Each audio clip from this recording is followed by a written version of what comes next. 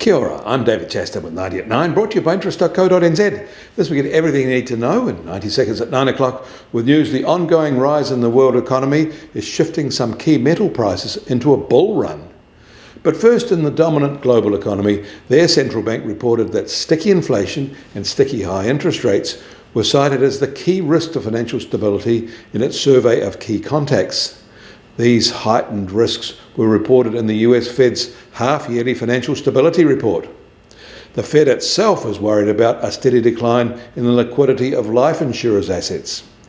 They are also, however, less worried about American households.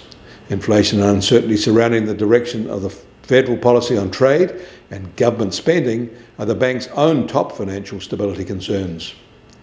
In China, and in all of March, in all of the country, their incoming foreign direct investment was only $20 billion. The total for the first 3 months of the year was down a startling 26% compared with the fourth quarter of 2023. From the first quarter of 2022, the current levels are 28% lower. It'll worry Beijing policymakers that these levels are bedding in so low.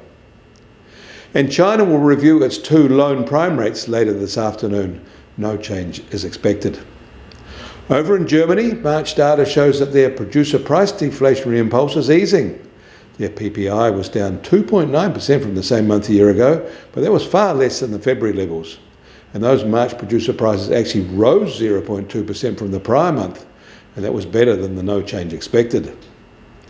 We should also note that it is not only the aluminium price that is rising at present, which is up 20% since the end of February, but the copper price is on the move higher too, up 16% in the same time frame, and actually approaching its all-time high set a year ago.